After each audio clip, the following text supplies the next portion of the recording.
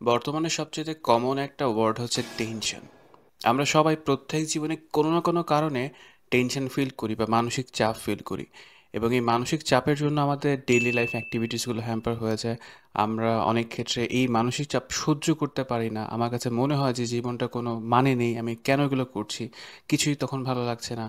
যে কোনো কিছু করতে গেলে এই মানসিক চাপের জন্য আমি আমার প্রোডাক্টিভিটি হারাচ্ছি। আমার কাছে অনেকে প্রশ্ন করেন যে আকাশ ভাইয়া, টেনশনে থাকলে আমি কি করব, কিভাবে টেনশন দূর করা যায়। আজকের এই ভিডিওতে আমি আপনাদের সাথে শেয়ার করব আপনি কিভাবে টেনশন দূর করতে পারেন। তবে হ্যাঁ, এটা আপনি করলেই যে আপনার টেনশন ইনস্ট্যান্টলি দূর হবে আমি এমনটা কখনোই বলছি না। আমি এমনটা বলছি আপনি যদি প্রতিদিন এগুলো প্র্যাকটিস করেন, প্রতিদিন এই নিয়মগুলো মেনে চলেন, তাহলে যে কোনো টেনশন সিচুয়েশনে আপনি নিজেকে কন্ট্রোল করতে পারবেন। আপনি আপনার ইম্পালসিভিটি কন্ট্রোল করতে পারবেন এবং আপনি আপনার প্রবলেম সলভিং স্কিলগুলো তখন ইউটিলাইজ করতে পারবেন। তো চলেন শুরু করা যাক কিভাবে আপনি টেনশনগুলো দূর করতে পারেন।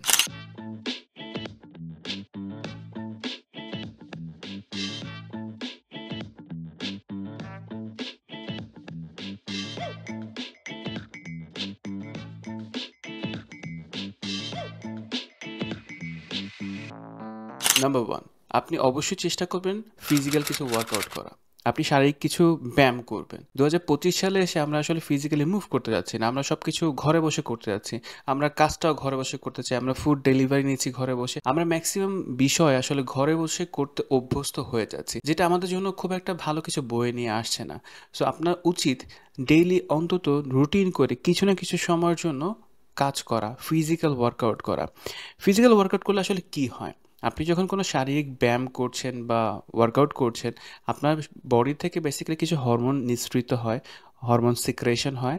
এর মধ্যে এন্ডোরফিন অন্যতম, যেটা আপনার মুড ভালো রাখতে হেল্প করে। আপনার যখন এন্ডোরফিন সিক্রেট হচ্ছে, আপনার মুড ভালো হচ্ছে, এবং এটা আপনি হুট করে কখনো দেখবেন না। আপনি যদি টানা 15 দিন, 20 দিন বা 1 মাস যদি একটু মর্নিং ওয়াক করতে পারেন, সিম্পল মর্নিং ওয়াক, কোনো জিমে যেতে বলছি না, কোনো কিছু করতে বলছি না, জাস্ট আপনি যদি মর্নিং ওয়াকটা করতে পারেন বা যে কোনো সময় যদি হাঁটা চলা করতে পারেন একটা সময় ধরে, আপনি দেখবেন একটা সার্টেন পিরিয়ড পর আপনার ভালো লাগা কাজ করছে, আপনার মনটা এমনিতেই ভালো লাগছে। অ্যান্ড এই মন যদি ভালো থাকে, মুড যদি স্টেবল থাকে, আপনার জন্য টেনশন মোকাবেলা করাটা ইজিয়ার হয়ে ওঠে। আর তাই চেষ্টা করেন প্রতিদিন অন্ততপক্ষে 20 থেকে 25 মিনিট একটু হাঁটা চলা করা।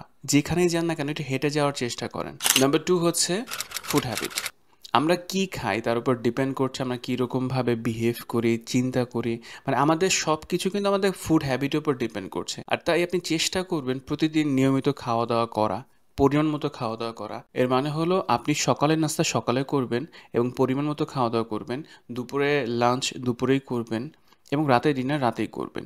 আমার ক্লায়েন্ট দেখে এক্সপিরিয়েন্স বা আমার আশেপাশের মানুষের লাইফস্টাইল দেখে আমি যেটা বুঝতে পারি, অনেকেই সকালের নাস্তা করছেন না, ঘুম থেকে দেরি করে উঠছেন, অথবা কাজের এত প্রেশার সকালের নাস্তাটা স্কিপ করে যাচ্ছেন এবং দুপুরে যে লাঞ্চ করছেন। আবার অনেকে আছে রাতে খাবারটা হয়তো 12টা বা 1টার দিকে করছেন, অ্যান্ড তারপরে শুয়ে পড়ছেন, মোবাইল স্ক্রল করছেন। এই যে বিষয়টা আছে, এই জায়গা থেকে আপনাকে আসলে বের হয়ে আসতে হবে। আপনার শরীরটাকে যদি ভালো রাখতে চান, আপনি যদি স্ট্রেস কমাতে চান বা আপনি টেনশনকে রিলিভ করতে চান, আপনার ফুড হ্যাবিটে আপনাকে অ্যাটেনশন দিতে হবে। আপনাকে নিয়মিত খাওয়া দাওয়া করতে হবে এবং সময় মতো খাওয়া দাওয়া করতে হবে। নাম্বার 3 হচ্ছে ঘুম। আমরা যদি না ঘুমাই পরিমাণ মতো, পর্যাপ্ত পরিমাণের সাউন্ড স্লিপ না হয়, আমাদের জন্য খুবই ডিফিকাল্ট টেনশন বা যে কোনো স্ট্রেস বা মানসিক চাপ মোকাবেলা করা। আপনি যদি ঠিকমতো না ঘুমান, আপনার ব্রেন রেস্ট পাচ্ছে না, অ্যান্ড ব্রেন যদি রেস্ট না পায় সেক্ষেত্রে আপনার জন্য আরও বেশি ডিফিকাল্ট হবে পরের দিনের স্ট্রেসগুলোকে কোপ আপ করা অথবা টেনশনগুলোকে কোপ আপ করা। ঘুমের টাইমটা আমি বলবো 7 থেকে 8 ঘন্টা হলে ভালো, বা অ্যাটলিস্ট 6 ঘন্টা পর্যাপ্ত পরিমাণে ঘুম প্রয়োজন আছে।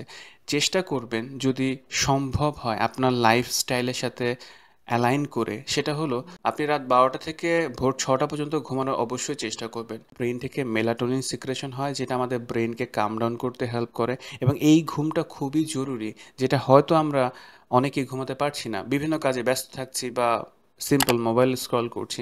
এই জায়গা থেকে নিজেকে একটু সংশোধন করা আমাদের সকলেরই উচিত। আপনি যদি আপনার লাইফের টেনশনগুলো দূর করতে চান, আপনাকে কিছু না কিছু সার্টেন রুল মেনটেন করতেই হবে। নাম্বার 4 হচ্ছে রিল্যাক্সেশন। আমরা যখন খুব বেশি টেনশনে থাকি, আমাদের জন্য ডিফিকাল্ট হয় স্বাভাবিকভাবে কাজগুলো করা। তখন আমাদের মধ্যে অনেক রকমের anxiety কাজ করে, অস্থিরতা কাজ করে। আর আপনি যদি ওই সময় নিজেকে রিল্যাক্স রাখতে চান, আপনাকে রিল্যাক্সেশন প্র্যাকটিসগুলো করতে হবে। রিল্যাক্সেশন অনেকভাবে হতে পারে। আপনি সিম্পল ডিপ ব্রিদিং প্র্যাকটিসটা করতে পারেন, মাইন্ডফুলনেস প্র্যাকটিস করতে পারেন, আরও অনেকভাবে নিজেকে করতে পারেন। আপনার জন্য সবচাইতে ইজিয়েস্ট ওয়ে আমি মনে করি, বা যেকোনো মানুষের জন্য ইজিয়েস্ট ওয়ে হচ্ছে ডিপ ব্রিদিং করা। আপনি নাক দিয়ে শ্বাস নিবেন এবং মুখ দিয়ে ছেড়ে দিবেন। এই প্র্যাকটিসটা আপনাকে অনেক ক্ষেত্রে কাম ডাউন করতে হেল্প করবে, এবং এটা আপনি প্রতিদিনই করার চেষ্টা করবেন। এটা এমন না যে আপনার যখনই টেনশন অ্যারাইজ হচ্ছে বা টেনশন সিচুয়েশন ক্রিয়েট হচ্ছে তখনই আপনি ডিপ ব্রিদিং করবেন। আপনি চেষ্টা করবেন প্রতিদিনই যাতে এটা একটা রুটিনের মধ্যে থাকে। আমি প্রতিদিন ডিপ ব্রিদিং করছি, নিজেকে কাম ডাউন করে শুরু করছি, এবং প্রতিদিন একটা নির্দিষ্ট সময় বের করবেন যেই সময়গুলোতে আপনি আসলে ডিপ ব্রিদিং প্র্যাকটিসটা করবেন নিজেকে রিল্যাক্স রাখার জন্য। হুট করে আপনি রিল্যাক্স করতে পারবেন এমনটা আশা করাটা অনেকটা বোকামি। নাম্বার 5, আপনার খুব কাছের মানুষগুলোর সাথে প্রতিদিন কথা বলেন। কথা বলতে পারলে আপনি দেখবেন আপনার ভেতরে অটোমেটিক কিছু ভেন্টিলেশন হচ্ছে। অ্যান্ড কাছের মানুষ বলতে হতে পারে আপনার ফ্যামিলি মেম্বার্স, হতে পারে আপনার ফ্রেন্ডস, হতে পারে আপনার পার্টনার, হতে পারে এনিবডি যার সাথে আপনি কথা বললে রিল্যাক্স ফিল করেন, আপনার ভালো লাগে। একটা ছোট্ট ডিসক্লেমার দিয়ে রাখি আপনাদের সবার জন্য, সেটা হলো যখন আপনি কারোর সাথে আপনার কথাগুলো শেয়ার করবেন বা বন্ধুর সাথে কথাগুলো শেয়ার করবেন, চেষ্টা করবেন ওই মানুষটা সম্পর্কে একটু জেনে নেওয়া। আপনি এমন কোনো মানুষের কাছে আপনার এমন কোনো ডিপ ইস্যুস শেয়ার করবেন না যে মানুষটা পরবর্তীতে আপনাকে খোঁচা দিতে পারে বা আপনাকে পোক করতে পারে বা আপনাকে জাজ করে কথা বলতে পারে। সো ফ্রেন্ড সিলেকশন করতে পারাটাও কিন্তু খুবই ইম্পর্ট্যান্ট একটা বিষয়, যে আমি কাকে বন্ধু করছি, কার সাথে আমার কথাগুলো শেয়ার করছি। নাম্বার 6, পছন্দের কাজ করা। আপনার যেই কাজগুলো করতে পছন্দ, যেই কাজগুলো করতে ভালো লাগে, সেই কাজগুলো প্রতিদিন একটু হলেও করার চেষ্টা করেন। আপনি বই পড়তে ভালোবাসেন, আপনি বই পড়েন। আপনি গেমস খেলতে ভালোবাসেন, একটু একটু গেমস খেলেন। এটা কোনো অ্যাডিকশন না, অল্প সময়ের জন্য হলেও গেমস খেলেন। আপনি যদি ঘুরতে ভালোবাসেন তাহলে আপনি ঘোরার চেষ্টা করেন, আপনার বাজেট ট্যুর দেওয়ার চেষ্টা করেন। আপনি যদি ভিডিও মেক করতে ভালোবাসেন, আপনি ভিডিও তৈরি করতে পারেন। আপনি যেই কাজগুলো করতে ভালো ফিল করেন, ভালো লাগে, এবং কোনো টাকা ছাড়াই আপনি কাজগুলো করতে ভালোবাসেন, সেই কাজগুলো করেন। এই হবি বা এই শখের কাজ বা পছন্দের কাজ আপনার টেনশন দূর করতে অনেকাংশে হেল্প করবে। নাম্বার 7, ইতিবাচক চিন্তা করা। আপনি চিন্তা করবেন আপনার সাথে ভালো কিছু হবে। আপনি একটু চিন্তা করার চেষ্টা করেন আজকে আপনার সাথে ভালো কিছু হবে। কেমনভাবে হবে এটা হয়তো আপনি জানেন না, বাট আপনি একটু চিন্তা করেন যে আজকের দিনটা আমার জন্য ভালো কিছু হবে, আমি হয়তো এই কাজটা খুব ভালোভাবে করতে পারবো। এবং কাজগুলো ডেফিনেটলি করবেন, না করে চিন্তা করবেন, ডে ড্রিমিং করবেন, আমি এমনটা বলছি না। কারণ আমাদের ব্রেন অটোমেটিক্যালি কিছু নেগেটিভ থট জেনারেট করে, আজকে আমার সাথে খারাপ কিছু হবে, আজকে হয়তো বড় একটা অ্যাক্সিডেন্ট হবে, অনেক বেশি আতঙ্ক সৃষ্টি করে, যেটা অটোমেটিক্যালি হচ্ছে। অ্যান্ড এটাকে ভাঙার দরকার নেই, এটাকে আসলে অ্যাটেনশন না দিয়ে আপনি নিজের জন্য কিছু ইতিবাচক চিন্তা করেন যে আজকের দিনটা আমার জন্য ভালো কিছু হবে। আজকে সকালে উঠে আমি মর্নিং ওয়াক করেছি, আমি আমার ছোট ছোট কিছু কাজ কমপ্লিট করেছি, অ্যান্ড আমি বিশ্বাস রাখি আমার সাথে ভালো কিছু আজকে হবে। এরকম অপটিমিস্টিক থট বা ইতিবাচক চিন্তা আপনার জন্য হেল্পফুল হবে যদি আপনি ইন ফিউচার বড় রকমের কোনো টেনশনে থাকেন, বড় রকমের মানসিক চাপে থাকেন, আপনি ওগুলো মোকাবেলা করতে পারবেন বা মানসিক চাপ দূর করতে পারবেন। Number 8, write something in your diary. আপনি আপনার প্রতিদিনের কাজগুলোকে একটু ডায়েরিতে লেখার চেষ্টা করেন। আমি আমার অনেকগুলো ক্লায়েন্টকে একটা কথা বলেছিলাম যে, আচ্ছা আপনাকে যদি বলা হয় প্রতিদিন আপনার সাথে কী, কী ঘটেছে একটু সামারি করে রাতের বেলা লিখতে পারবেন?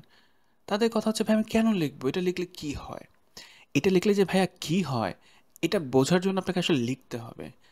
আমাদের বাংলাদেশে একটা কমন কালচার হচ্ছে আমরা ইনস্ট্যান্টলি সলিউশন চাই। মানে প্রবলেমটা আমার 30 বছরে, আমি 30 মিনিটে সাইকোলজিস্টের কাছে বলছি যে ভাই আপনি সলভ করে দেন। অ্যান্ড ভাই এটা পসিবল না। আপনাকে প্রসেসটার মধ্য দিয়ে যেতে হবে। আপনি রেজাল্ট না দেখে আগে প্রসেসটা একটু বিলিভ করেন অ্যান্ড কন্টিনিউ করেন। আপনি যদি জাস্ট লিখতে পারেন প্রতিদিন যা যা হচ্ছে আপনার সাথে, ভালো মন্দ যা যা হয়েছে একটু লিখতে পারেন, বা কোন জিনিসগুলোর জন্য আপনি কৃতজ্ঞ আজকে সারাদিনে যদি লিখতে পারেন, এটার যে একটা আউটকাম, এটা যে একটা চেঞ্জেস আপনার মধ্যে নিয়ে আসবে সেটা আপনি আসলে কল্পনা করতে পারছেন না। তো চেষ্টা করেন প্রতিদিন অ্যাটলিস্ট একটা পৃষ্ঠা লিখে রাখা। কি হয়েছে সেটা লেখেন, কি চেয়েছেন সেটা লেখেন, আপনার কি ড্রিম আছে সেটা লেখেন। জাস্ট চিন্তাগুলোকে মাথায় না রেখে একটু লেখার চেষ্টা করেন আপনার ডায়েরিতে। নাম্বার 9, আপনি চেষ্টা করেন একটা সুস্থ স্বাভাবিক জীবন লিড করার। আপনি যদি একটা নির্দিষ্ট রুটিন মেনটেন করতে না পারেন, আপনার যদি কোনো সার্টেন গোল না থাকে, আপনার জন্য খুবই ডিফিকাল্ট বড় বড় প্রবলেম সলভ করা, বড় বড় প্রবলেমে নিজেকে সামাল দেওয়া। আপনি লাইফে যদি কোনো রুটিন না রাখেন, আপনার জন্য স্ক্যাটার্ড হয়ে থাকবে আপনার প্রতিদিনের জীবনগুলো। আমি যে কথাগুলো বলছি এটা জাস্ট ম্যাস পিপলকে একটা আইডিয়া দেওয়ার জন্য যে আপনি আপনার লাইফের রুটিনটাকে গোছানোর চেষ্টা করেন। আমি কখনোই বলছি না যার মধ্যে এডিএইচডি আছে বা যার মধ্যে কোনো সিভিয়ার মেন্টাল হেলথ ইস্যুস আছে তার জন্য এটা খুবই ইজি। বাট আপনি যদি একজন সাধারণভাবে দেখেন যে আপনার কোনো সমস্যা নেই, আপনি জাস্ট হ্যাবিট করে নিয়েছেন রাত জেগে থাকবেন, দিনে লেট করে উঠবেন, অ্যান্ড ওঠার পর চিল করার জন্য বাইরে যাবেন, অ্যান্ড আপনার লাইফে কোনো রুটিন নেই, সার্টেন কোনো রুটিন নেই, কোনো পারপাস নেই, আপনি জাস্ট ইচ্ছে স্কুলে যাচ্ছেন, ইচ্ছে ইউনিভার্সিটি যাচ্ছেন, ইচ্ছে ঘুরছেন ফিরছেন, এইভাবে চলতে থাকলে আপনি একটা সার্টেন পিরিয়ড পর নিজেকে আর কন্ট্রোল করতে পারবেন না। আপনার সব কন্ট্রোল চলে যাবে অন্য কারো হাতে। আর তাই সময় থাকতে নিজের লাইফে কন্ট্রোলটা নিজেই নেওয়ার চেষ্টা করেন। এবং আপনার লাইফে পারপাস বা গোল খুবই ইম্পর্টেন্ট। আমি যে ভিডিওটা রেকর্ড করছি আমার একটা পারপাস আছে, এটা হয়তো ইন ফিউচার এডিটের মাধ্যমে আমার পেজে বা আমার ইউটিউব চ্যানেলে আপলোড করা হবে। So there is a purpose. আপনার লাইফে অ্যাকচুয়ালি পারপাসটা কী? আপনি কেন প্রতিদিন ঘুম থেকে উঠছেন? ওঠার পর আপনার কাজটা কী? এই পারপাসটা না জানতে পারলে আপনার জন্য খুবই ডিফিকাল্ট হবে ফিউচারে বড় বড় স্ট্রেস বা টেনশন মোকাবেলা করা। এই পয়েন্টে এসে আমি একটা ভিডিও রিকমেন্ড করব, আপনি চাইলে আমার এই ভিডিওটা দেখতে পারেন। এই ভিডিওর লিঙ্ক আমি ডেসক্রিপশনে এবং কমেন্ট সেকশনে দিয়ে দিব বা আই বাটনে দিয়ে রাখবো। আপনি পুরো ভিডিওটা দেখলে কিছুটা ইনসাইট খুঁজে পাবেন যে একটা মানুষের জীবনে পারপাস বা গোল কতটা ইম্পর্টেন্ট। নাম্বার 10 অ্যান্ড লাস্টলি আমি যে কথা বলবো, আপনি চেষ্টা করেন নিজেকে আরও বেশি সামাজিক জীব হিসেবে গড়ে তুলতে।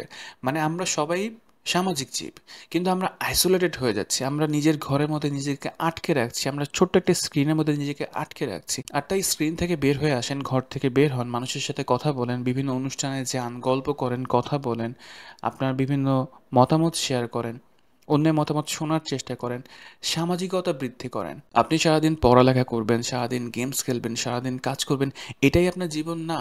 জীবনে মানুষের প্রয়োজন আছে, তাই মানুষের সাথে মেলামেশা করার চেষ্টা করেন। আপনি আপনার সারাউন্ডিংয়ে কিছু ভালো মানুষের সাথে কথা বলেন, গল্প করেন, অ্যান্ড এর ফলে আপনি আপনার টেনশন রিমুভ করতে পারবেন বা টেনশন দূর করতে পারবেন। আমি যে 10টা পয়েন্ট বলেছি, এই 10টা পয়েন্ট আপনি চেষ্টা করেন অ্যাটলিস্ট 2 মাস বা 3 মাস প্র্যাকটিস করা। ফিউচারে যখন আপনার লাইফে বড় কোনো টেনশন বা মানসিক চাপ আসবে, আপনি দেখবেন আপনি নিজে নিজে এগুলো মোকাবেলা হয়তো করতে পারছেন বা আপনার জন্য ইজি হচ্ছে এই সিচুয়েশনটা হ্যান্ডেল করা। আজকের ভিডিওটা যদি আপনার জন্য ইনফরমেটিভ হয়ে থাকে দেন অবশ্যই শেয়ার করতে পারেন আপনার ফ্রেন্ডস অ্যান্ড ফ্যামিলি সবার সাথে। দেখা হচ্ছে নেক্সট ভিডিওতে, সেই পর্যন্ত ভালো থাকেন, সুস্থ থাকেন। আল্লাহ হাফেজ।